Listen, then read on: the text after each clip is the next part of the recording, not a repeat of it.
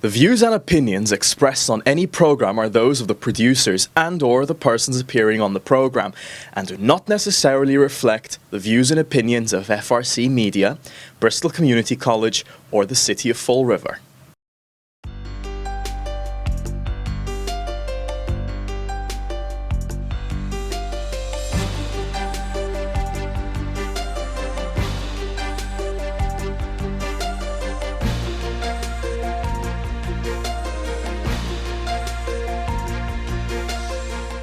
This interview is being conducted for the Veterans History Project at the Library of Congress. Also present is Steve Rice from the Fall River Community Media, who's operating the camera, and Denny Cosmo, director of the Joseph A. Marshall's Veterans Center at Bristol Community College. I am interviewing Justin Thurber on Friday, May 9th, 2025 at the Fall River Media Center at Bristol Community College in Fall River, Massachusetts. I am Maximus Poole, representing the Student Veterans of America chapter at Bristol Community College at the Joseph A. Marshall Veterans Center. So, what branch of service did you join? U.S. Air Force, specifically the reserves. Now, why the reserves? At the time in '92, we didn't have access to all these computers that everyone has, so I thought what I could do is serve my country in the military, but also be able to go to college. I didn't know there was a path to go to like the Air Force Academy or things like that, or I might have pursued that avenue, but I really wanted to get a college education. I wanted to be one of the first people in my family to get a college education. So one of the things too is it was initially going to be the Marines because I wanted to be one of the few and the proud. At 17 years old though, my mother needed to sign off on me going there, so I had the recruiter in my living room, and my mother's like, yeah, before I sign anything, I'm going to have you call your uncle, who was, like I said, 6'5", 250-pound guy, very scary, and he was former Navy. So I called him up, and I was telling him what was happening, and he was like, listen, Justin, he goes, I will come down there and kill you before they can. And he meant it. So I had to look at the Marine recruiter. I'm like, I'm sorry, I can't join. And, you know, my uncle said, hey, listen, join the Air Force. And I did, and I thank him, I thank God every day that I did that. It was one of the best things I've ever done in my life. I achieved the highest enlisted rank as a Chief Master Sergeant in 20 years. I was able to serve in that capacity for 9 years, and it was a wonderful career. As you served in a foreign conflict? So they tell you never to volunteer, and I always looked at that differently. I always volunteered for things that I thought I would be interested in, and also I figured that I wouldn't be voluntold to do things I wasn't interested in. So after 9/11, our base was one of the first bases to get activated for the spool up of the war. I think it was an October time frame, and they actually asked for volunteers for people to go downrange and start setting up for the war. So I volunteered for that. So I was stationed in Spain at Morón Air Base, and we were like a forwarding base, so we're starting to put you know, men and machine in the theater. But because I did that, when I got back, we had 50 people in my shop. And then when the war kicked off, there was a rotation of 2 people from my shop going downrange for 6 months. And because of that, we were only activated for 3 years. So even though I wanted to go downrange and I wanted to be in the desert, they said, listen, Justin, you already been someplace, and you know all these other people want to go. So I never got to go to the desert. It's one of those things that bugs me. But that's because you serve. I think a lot of people that serve, they want to do something meaningful, and you know, I think that's one of the parts of my career that even though, you know, I can tell people I was on the first plane off, you know, off a base in America to go start this thing, I never got to get to the desert. And I think, you know, a lot of people have regrets for different reasons, and I think that's one of them for me, is not being able to, you know, use my skills in the desert and actually in conflict. That's noble. So what jobs did you have in the Air Force? So I was a aerospace ground equipment mechanic. That was sold to me by my recruiter. I knew I was going to school for finance, and he's like, do you want to do finance? I'm like, no, I want to do something totally different. I don't want to be just doing one thing my whole life. So he's like, oh, we got this aerospace ground equipment thing. I'm like, well, tell me a little bit about it. He's like, it's the second hardest tech school in the military. And I'm like, perfect. And he's like, it's diesel engines, gas engines, jet engines, hydraulics, pneumatics, air conditioning, electronics. He's like, it's everything. And I'm like, why is this everything and why is it so hard? And he's like, well, basically when the plane's in the air, it's self-sufficient, right? Like you don't have to worry, it's not hooked up to something on the ground. He's like, but when the plane's on the ground and you need to fix it and test it, you need this support equipment that connects to the plane and supplies either the pneumatics, the hydraulics, the electricity to run the plane to actually test systems or fix components. So I thought that was very interesting. I said, hey, listen, that'd be cool to know all that stuff. And little did I know like how valuable like that career field would be in my life, because especially being like a maintenance type of soldier in the military, is because all you do every day is problem solve it. So in my life, that's become one of those things where I can see a lot of situations, and you know, like when you come on a piece of equipment and it's not working, what you do in your head is you say, okay, what are all the potential things, and then how do we narrow it down, and then how do we narrow it down more, and then this might be what's wrong, and then you got to test to make sure that what you're thinking is correct, is either accurate or not, and then you assess and you keep moving on. And I think that really helps in life and everything you do, because I think a lot of people don't have that muscle memory to sit there and look at a lot of issues and say, okay, let's look at big picture. What are all the things that won't fix that, like all that noise that people want to talk about? What are some potential fixes? What are the pluses and minuses? How can we do this? Test if your theory's right, if it's not, and adjust accordingly, and then come to a good conclusion. One of the issues I had as a chief, though, was a lot of our maintenance guys thought that way, like problem solve it, and really good at it, like really good, just not on equipment, but just in life at a lot of things. And what I used to have to do as a chief is I'd have to remind my guys when they went to other places on the base, people don't think like that. So when you're sitting across from a force support squadron person and you know, like, hey, listen, just do this and this and I'll fix my problem, and they're having a hard time doing that, I'm like, they don't think like you. They don't know how to, you know, navigate through these troubles that they're having, and you're just sitting there getting upset. I'm like, don't get upset with them. You know, give them some peace and just be thankful that you have the ability to no matter where you go and where you sit, to be able to diagnose what's going on and actually figure things out. So, you know, I'm a current state rep, and I think that's one of my best attributes, is I go up there and I look at things different. I had a guy on the State House floor tell me the other day, he's like, Justin, no one thinks or talks like you up here. And I'm like, good, it's about time, because we need to look at things different. I think a lot of people think things are broken. I might not have all the answers, but I can at least say, hey, it's broken, these are potential reasons, and maybe these are fixes that we can do. So it's been a good career for that. Sounds like quite extensive experience. Yeah. Did you take any of your Air Force experience over the civilian side? Oh yeah, so it's funny, is, like I said, I went to school, I got a degree in finance, I worked at Putnam Investments, and at the same time of graduating out of college, I was also, you know, moving up my career in the military. So one of the other good things about the military is, you know, as you gain experience, hopefully you move up in, you know, more leadership type roles.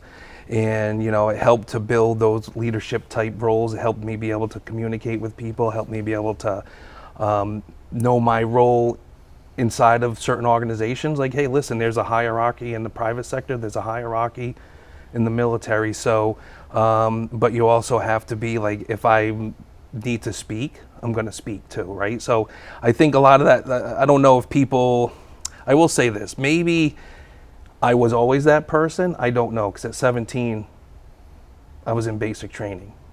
So I don't know if the military affected me that much, or if it was always my personality, or maybe it was both that led me to be the person who I am, the person who can speak to people, the person that, I will tell you this, one of the things I loved about the military, and this goes into the dealing with people, the one thing I loved about the military the most is the policy of service before self, right? When you put that uniform on, it's no longer about you, it's about working to get a job done. I will work with anyone from anywhere to get the job done. So having that in you and going into the workforce, and you know, a lot of times they're sitting there and like, you have all these special programs and you gotta like these people and you gotta do this. I'm like, can we just work? Like, I'll work with anybody, right? Like, do we really need to do that? And I think that's where the military is special. I think a lot of the civilian world wants to get there, and I think what they do is they really try pushing on people with all diversity programs or whatever. I understand the concept behind it, but what I really loved about the Air Force specifically is that's what it was. You put that uniform on, it's no longer about you. It's about getting a job done, and it's about working with people and knowing that you have their back and they have your back. And I think that's a thing that most people when they get out of the military really miss, is they really miss that camaraderie. They miss that just being able to go in and work with people. And the other thing too that I think we probably need to do more, and this is outside of that civilian job thing, is, but in my current civilian job, as an elected official, is a lot of people want me to be, I don't know, like more angry with people that are on the opposite side of my political beliefs. And they're actually really taken aback when I'm not. And I sit there and it's funny, you learn a lot of things when you do stuff, obviously. And I never really understood why people are so upset. And then it clicked with me. I'm like, well, listen, for 29 years of my life, I fought for the American citizens. I didn't pick which American citizens. I didn't sit there and say, well, it's for this one or for that one or for these people. I don't care about these people. No, I was fighting for everybody. And I think when you get in that mentality, it's kind of weird for you to sit there and someone say, hey, listen, those people right there, you shouldn't like them because they have different beliefs. And I'm like, I can't get behind that. Like, and I hope to be an example. I hope in this role I'm an example to people. Like, yeah, we can differ on political beliefs or how to achieve certain goals, but what we shouldn't differ on is how we treat each other. And I think that's what I'm trying to do. And I think that's the thing that the military really trains us well at. It's like, listen, I was told all the time, and I used to tell my guys, I go, we have a job, and our job is to produce the best product for the American citizen to keep them safe and to do the job we're tasked to do. And I think if more people actually looked at it that way, I think America would probably be a better place than it is right now. So hopefully a lot more people, especially veterans, get involved in the political process, because we need that type of mentality. Like, listen, my only enemy, I tell people, my only enemy is if someone runs against me and they're my opponent. That's my enemy. Outside of that, everyone else is someone I'm here working for and fighting for. So That's awesome. So speaking of camaraderie, right, did anyone stand out to you in the Air Force at all? Like anybody remarkable that may have inspired you? Yeah, so when I was 17, like a lot of people in America, didn't have a lot of money, kind of poor type family and stuff like that. So when I got back from, basic training and tech school, like I said, I was in the reserves. I was trying to go to college. I was working 2 or 3 jobs. I had a crappy car. And there was this, he became a chief. Chief Tavares was his name, John Tavares. And, my car was junky, so he lived in a town over from me. And he used to say, hey, listen, if you need a ride in or something like that, like, I'll take you. So, a couple months a year, I'd be like, hey, do you mind if I catch a ride with you? And we'd go up and we would talk, and, we would not only talk about the military, but we'd also talk about, life and finances and how you do things. And that was one of those things that you sit there and I try doing now. I try emulating, because I understand like how much like information he imparted on me. And like even in his death, because he died before he got to retire, which affected me too. But one thing I learned is I went to his funeral. They said, hey, Justin, because our base out in Western Mass, like I said, I was a town over from him, and they're like, hey, listen, do you mind going to his funeral for us? I'm like, no, I was definitely planning on doing that anyways. And I'm driving there, and I'm thinking about, talking to his family, and what do you say? What do you say to these people? They lost their dad, and a big portion of his time, like, was in the military, 20-something years, activations, and, I hated saying sorry for your loss. I really did. And that's where I realized a big lesson in my life is that people want to make a difference or know that their family or someone they love made a difference in their life. So what I said to the families, I said, hey, listen, I'm a senior Master Sergeant at this point. Your dad used to take me to the base. I learned so much from your dad. He affected so many people there. And it's because of your sacrifices and allowing him to do that, right? Supporting his decision to actively serve. Like, he affected so many lives that you'll never know. And like I said, now when I go to funerals for people and stuff like that, I realize that instead of saying sorry for your loss, I tell the people what their relative meant, what difference they made. And I tell people, I said, I now know the meaning of life. And people are like, oh, no one knows the meaning of life. I go, yeah, I do. I go, the meaning of life is doing something to make a difference in someone else's life. It's really what it comes down to. Is because at the end of the life, I think everyone wants to know, did I do something that made a difference? And whether you ever think that, maybe your family did. Like, think about it. You're sitting there and someone that you love passed away, and someone comes up to you and tells you an amazing story. And you're like, my gosh, my dad, my brother, whatever, my uncle was a great person. That's the meaning of life. So, even in his death, he taught me something, and I'll always be grateful to that. I always try aspire to being like some of those examples. There's a lot of examples in the military, good and bad, right? When I made chief, a lot of people were kind of surprised. They're like, him, a chief? Because I was always a guy that liked to goof around, have fun. And, some of the guys that I knew said, yeah, I'm just going to call you, Sergeant Thurber or whatever. And I knew what they meant. That I was going to have to earn being a chief. And within a month or two, they would call me chief because I earned it. And I always wanted to earn it, but I was still different. I tried learning from the guys that were just always hard on their people. And I'm like, I'm not always going to be hard on my people. Like, I'm going to set an example. If they're cleaning up from a family day or some sort of party we had, everyone grabs like 2 chairs in each arm. I'm grabbing 4 in each arm, right? You're not going to outwork me. And I'm going to be there for you. I'm going to support you. I'm going to have fun with you. And I'm going to praise you in public and punish you in private if I have to. I'm not going to be like the other ones. And I think what happened is the reason why I was able to be a chief for 9 years is because a lot of my troops really respected that. And again, when you're a chief, people say kind things to you all the time. So I hope some of it's true, but some of them like, man, you're like the best chief. And I'm like, well, I don't know about that. There's a lot of chiefs. But that's nice that at least you appreciate what you're doing. And another guy at a first sergeant that used to send emails that said, the day your people stop coming to you with their problems are the day you're no longer an effective leader. And I think that was a Colin Powell quote that he would end his emails with. And that really affected me. And I wanted to be that person. And I think a lot of officers or, higher ranking enlisted people, they do it like, you're going to listen to me and that's that, right? And people get afraid to be open or to be frank. And I don't think that's conducive to a really good military, because I want someone to be able to say, hey, listen, Chief, I think this is wrong. And I used to tell my guys that all the time. I used to say, hey, listen, when I do something wrong or you think I'm doing something wrong, tell me. People are like, I am not going to tell the chief he's doing something wrong. I'm like, no way. And I said, listen, do you like me? And they're like, yeah. I go, let me ask you another question. Will you get in trouble for doing something right? And they're like, probably not. I go, will you get in trouble for doing something wrong? And they're like, yeah, probably. And I go, so if you think I'm doing something wrong and you tell me, what does that tell me? That tells me you care about me and you don't want me to make mistakes and do something wrong.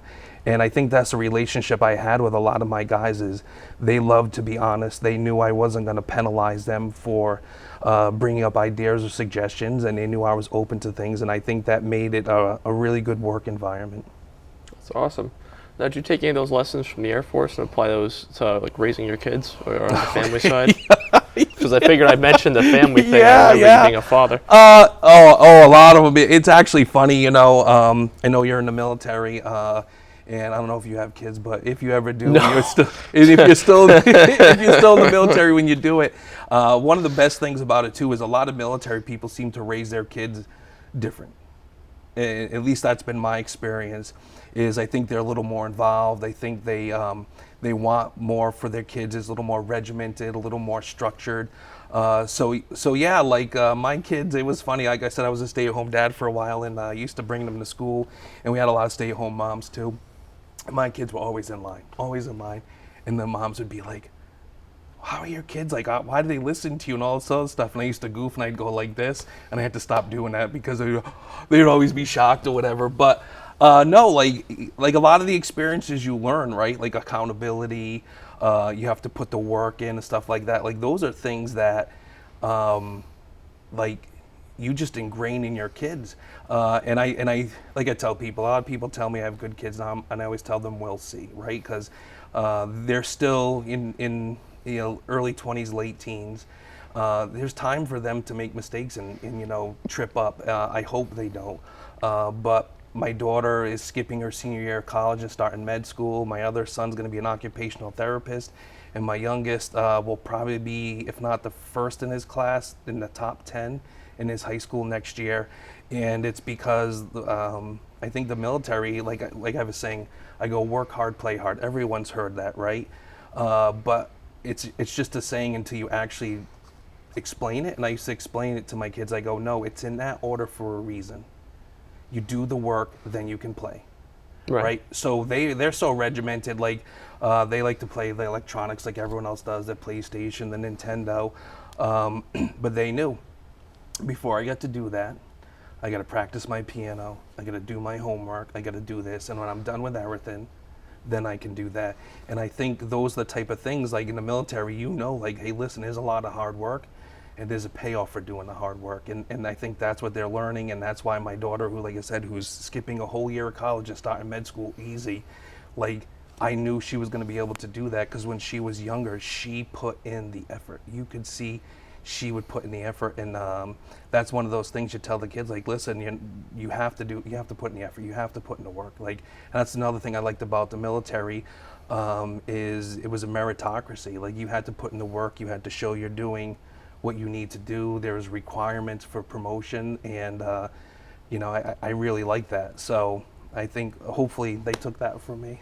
And I hopefully don't think I'm overbearing. They do tell me they love me, so that's always a good thing. There you go. Now, did you ever have a hard work-life balance being in the reserves and making time for your family? Yeah, so that's a good question.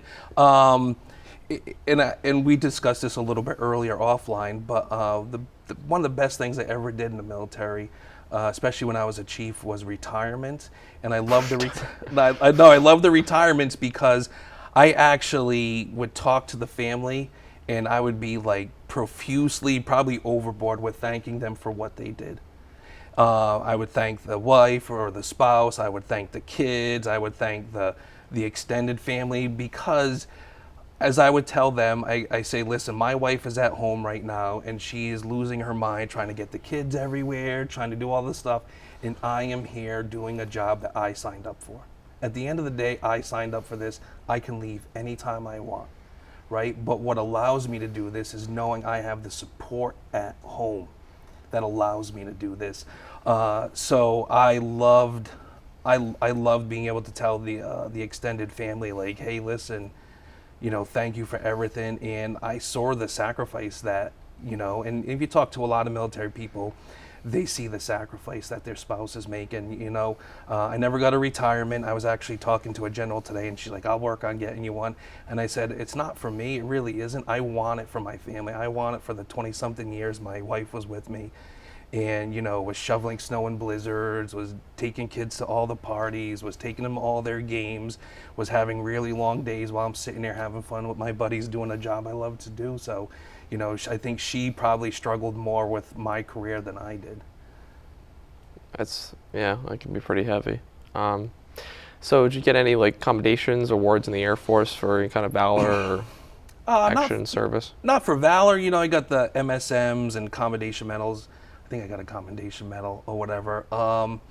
It's kind of funny. I think maintainers, I was actually talking, like I said, to a general today about this. I was at a veterans golf tournament before I came to this, and we were kind of talking about that. If a maintainer type personality would want a ribbon or time off, right? Time off. Yes, that's what. There you go. Pay time off, right? And it was funny because I had a squadron commander that was arguing with me that they would prefer a ribbon over paying time off. I'm like, you're 100% wrong. So I'm glad that you're glad. No, I can appreciate that. Yeah. So those are the discussions you have with you're trying to train squadron commanders as a chief. I'm like, no, this is what really motivates them. I think I probably could have had more if our squadron was was more into that. I think there are some AFSCs or some jobs that, you know, they have a lot of time or they're really good at writing, so they have these huge ribbon racks. And I think, at least in my squadron, it was a constant, when you were finished with something, you were on to the next thing.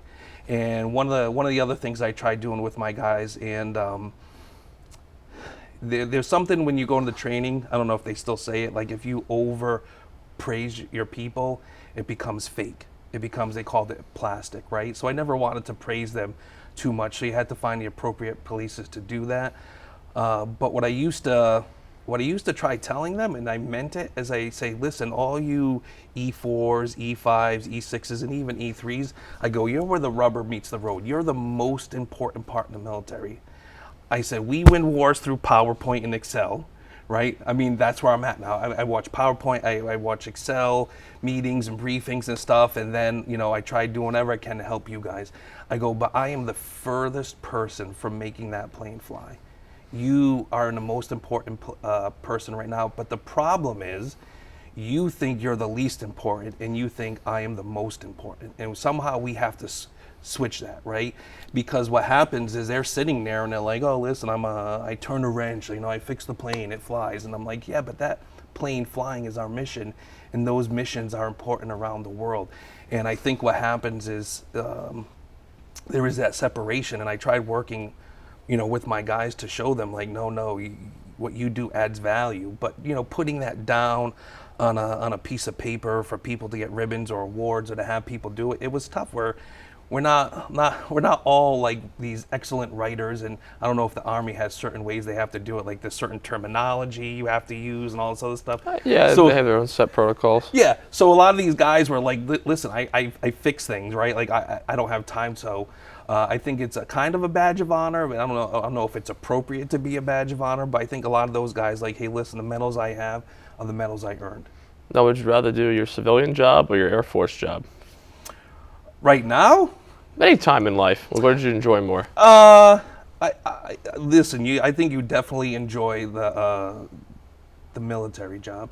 When I was retiring or thinking about retiring, getting towards the end of my career, I thought I was going to actually struggle in the civilian world. Now I happen to get lucky, you know, with some jobs that allowed me to be more like I was in the military. But I think, like I said, there's a military, there's a way you can talk to people, there's a way you can act around people, and I think it's just one of those more freeing type of environments to be in. In our shop, like I said earlier, it was like the second hardest tech school at the time. And even when you graduated at tech school, when you came to the shop, there was kind of like an elimination process. Like, we would be on you, and it wasn't like any big hazing, but it would be things just to see if you're willing to handle like the stress that you're going to be under. And some people couldn't, and they'd be like, yeah, I'm done with this, I'm out. And the people that were there were like some of the best people in the world. Like, you knew you could count on them, they knew their stuff, and you would go to war with them, right? And that's the other thing I used to tell people, because I was in the reserves for 29 years. I was activated for about 5 of those. I think one of the things that scares a lot of younger troops now is all this ancillary extra training that isn't in their job. And I used to tell the higher ups, I go, here's the problem. I go, we have all this, you know, sapper training, sexual assault, you know, all these other trainings that we're trying to do. And I said, it's taking away from their job. And I think a lot of these people are realistic that if they go to war and they can't do their job effectively, that could be dangerous. Yeah, it could. So you have a lot of people self-eliminating because they're being honest with themselves. They're like, I love the military, I love doing my job, but I don't feel trained enough that there's legit things going on in this world that if they said, hey, listen, tomorrow you're over in the desert or you're over here, you might be like, yeah, I don't feel confident in that. So I think that was a place where we're probably still lacking. I think we're still lacking. A lot of that ancillary training, we need to squash it or, you know, minimize it and really make sure people are trained to do a job and feel confident. So yeah, I love the military. I can agree. I do love what I do as an MP. Yeah. So what unit were you attached to? 439th Maintenance Squadron out of Westover. So there was an aircraft maintenance squadron, and then there was like a back shop maintenance squadron. So yeah, obviously the aircraft maintenance squadron, a lot of those guys are on the aircraft working. A lot of our stuff actually either built aircraft parts for them, or like I said, was the equipment that attached and, you know, helped them do their job, whatever. So and again, like I said, I think everyone's kind of partial, right? Because the MPs love their jobs, maintainers love their jobs, Force Support Squadron loves their job. But I think that's just indicative of the military, though, right? Like, people find places where they go, and then they thrive, and I think if you're realistic, is the military is just a good place for a lot of people to find themselves and to actually do good work. So that's another perspective I always try to have. Is there is even on bases there's competitiveness between squadrons, and like we're better, 'cause, base awards and all the other stuff. I used to tell people, I said, listen, because some people will be like, oh, these people do nothing. And I go, listen, the military don't create jobs for people to do nothing, right? And I go, what would happen if someone's like, oh, all you do is this, right? Like, they limit, like, if you're an MP, like, oh, all that guy does is stand at the gate. No. We're multi-purpose. We do a bunch of stuff. It's not yeah, and that's the thing is that's what I enjoyed about my job too is being able to go after some of these preconceived notions of how things work. And I don't think the military does a good job of that either, right? They don't sit there and say, hey, listen, like, these people are important because of this, these people are important because of this. But here's one thing I know is when you're not doing your job, or the Force Support Squadron isn't doing your job, or when maintenance is screwing something up, like, everyone knows. Right? Hey, you're not getting paid. Hey, someone's doing this, or hit your car, or whatever, speeding or doing something dumb, and you have to be there. Like, I think we do such a good job. Sometimes it creates issues that people don't even understand, like, that is actually a good job being done to get you to that point. So that was another fun thing I was always able to do, because you have to also calm your people down. Like, I had to calm my people down. I'm like, listen, I know what they do. They do a lot more than that. Don't limit their job, because you wouldn't want your job limited. Gotcha. So how do you handle, like, stressful situations, stressful environments? So I think this was before the military. I think the military actually, made it better. I used to tell people I'm like a duck with the water runs off my back. I'm going to give credit to my mother. When I got when I got promoted to chief, I was giving my speech and all my family was there, so I was thanking everybody. And my mother got up and moved to take a picture, so I never thanked her. And she was kind of a little bit perturbed. And I'm like, oh, Mom, I was waiting to get to you because I had a great story, right? And the story was, when I went to basic training, I sat there, and it was probably one of the most fun experiences of my life, because I'm looking at these training instructors and legit grown men crying, like 34-year-old men crying and stuff like that. And I'm sitting here, I'm like, these guys got nothing on my mom. Like, nothing on my mom. My mother should be the training instructor here. And my brother was the same thing. I have a younger brother. He went through basic training, and he's like, all I have to do is make my bed and get dressed and do this, and I get to eat and run around and have fun. He's like, this is great. He's like, people yelling at me? Pfft. Right? So I think even my kids, like you said, like, how have I taught my kids is, like, there's a lot of kids that don't have tough lives. I had a tough life growing up, so you learn to deal with stress.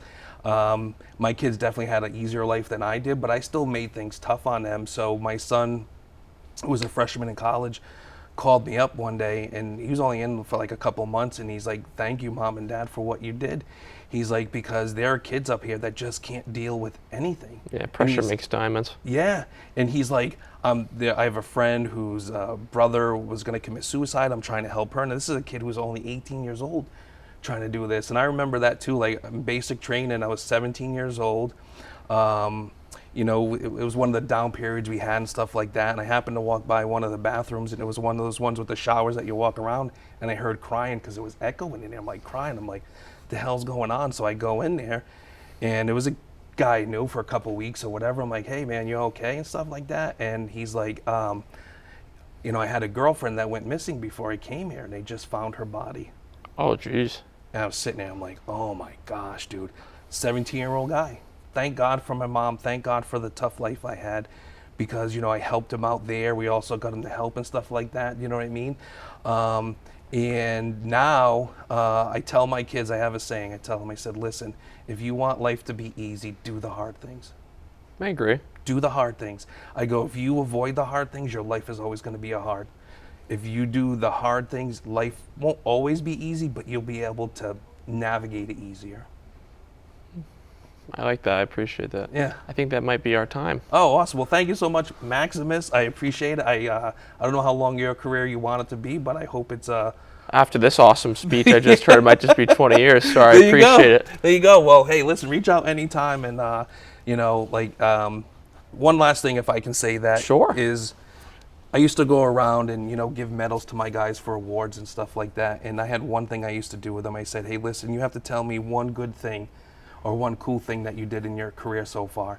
And I tell you what, 100% of the times, like, I've done nothing. I'm like, that's bullcrap. I go, everyone in the military's done something cool, right? So there's always the other people that's saying, so I've done this, right? So then the person will be like, well, I went to Hawaii, or I went here, or I jumped out with the Golden Knights, or I did this. And I go, perfect, here's your chief coin. And I tell everybody, I said, here's the deal. I go, in the military, there's going to be a lot of crappy days. A lot of crappy days. Oh, yeah. I go, but there's going to be a lot of things that you're going to do in your career that no one else in the world is ever going to be able to do. As I told you, I was in Spain. Thanksgiving Day, I just pulled a 12-hour shift. There was a refueling mission, an incentive flight. It was Thanksgiving. And they said, hey, listen, do you want to go on? I said, yeah, I don't want to be home or back in my room on Thanksgiving, just moping. We refueled Donald Rumsfeld's plane. He was going downrange to get diplomatic clearances to start the war. I have video of it. I have video of his plane coming up to be refueled. So there are things that you'll do in your career. It's not going to be every day. It might be once a year, but you're going to do great things that you're going to look back and have stories. So that's why, sometimes you have to push through. Sometimes it's not easy, but it's worth it. No, absolutely. I appreciate it. All right. Well, Thank you you, have a sir. long career. Yeah. Thank you, sir. Thank you so I much. appreciate it. Appreciate it. Yep.